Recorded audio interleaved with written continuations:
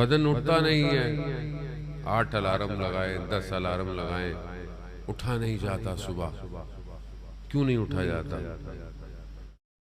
کیونکہ بدن ذکر کی حالت میں نہیں ہے، بدن غافل ہے۔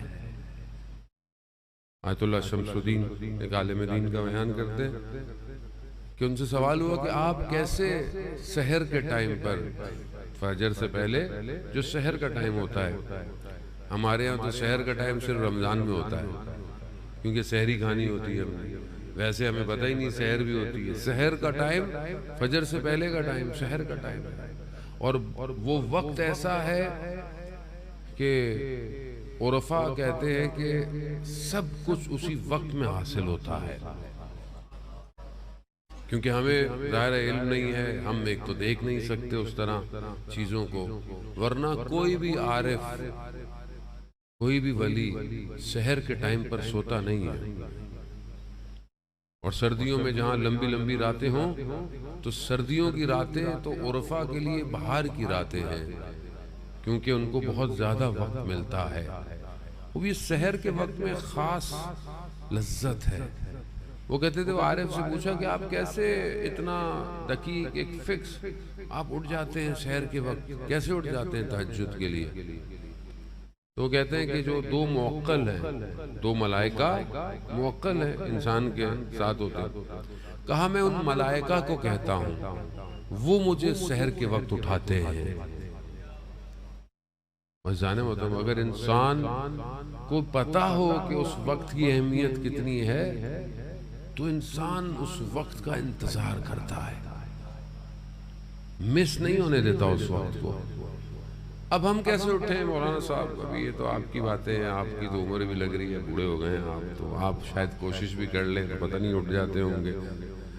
عزیزان محترم، چند آپشن ہے خالی۔ آپشن اے، جلدی سو جاؤ، جو کہ بہت مشکل ہے آج کل، جلدی کوئی بھی نہیں سوتا۔ آپشن بی، رات کو کھانا کم کھاؤ، یہ بھی ہم نہیں کر سکتے، رات ہی کو تو مولانا صاحب کھانا ملتا ہے صحیح طرح، اس کو بھی کون چھوڑے۔ آپشن سی، ساری رات جاگتے رہو، یہ بھی مولانا صاحب نہیں ہوتا، کیونکہ ہم کوشش تو کرتے ہیں پوری رات جاگیں، فجر سے پہلے آنکھ لگ جاتی ہے، فجر سے پہلے سو جاتا ہے، ساری رات باہر بیٹھیں گے تو 1-2 بجے تک گھومے پھریں گے، پھر آئیں گے۔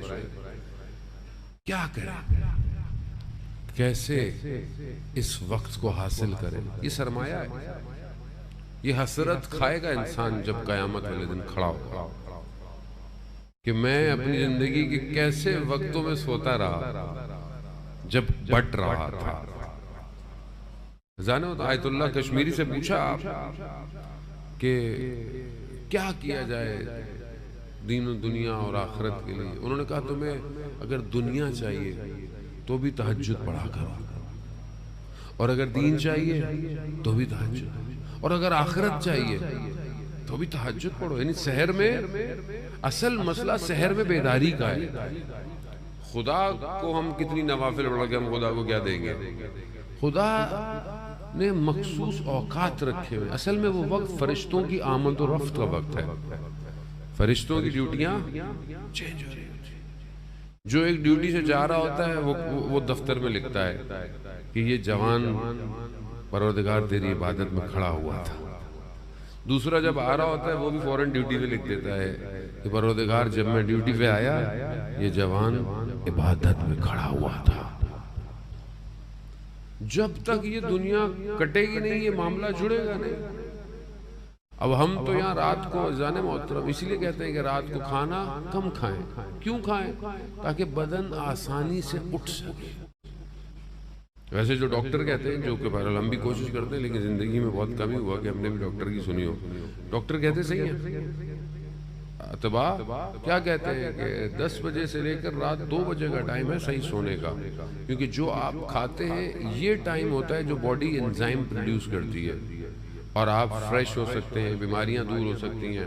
اب ہم سب، میں آپ کو تو نہیں کہوں گا بیمار ہیں، کبھی یہ پرابلم کبھی وہ، کیونکہ مسئلہ کیا ہے کہ جو الہی سسٹم اللہ نے دیا ہے، اللہ نے رات کو آرام کے لیے قرار دیا ہے، لیکن ہم رات کو آرام، اب آپ دیکھیں ہم فریش نہیں ہیں، ہمیں بیماریاں ہیں، ہمیں مشکلات ہیں، اس کی وجہ کیا ہے؟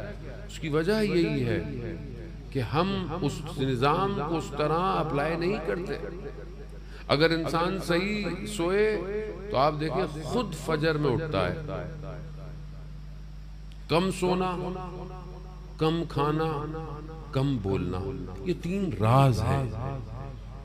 اگر انسان چاہتا ہے کہ عرش کے راز اس کے اوپر کھلے تو ہمارے مرشد بھی کہتے تھے کہ اس شکم کو دنیا کی غلاظت سے مت بھرو ورنہ تمہیں آسمانوں کے راز آشکار نہیں ہوں گے۔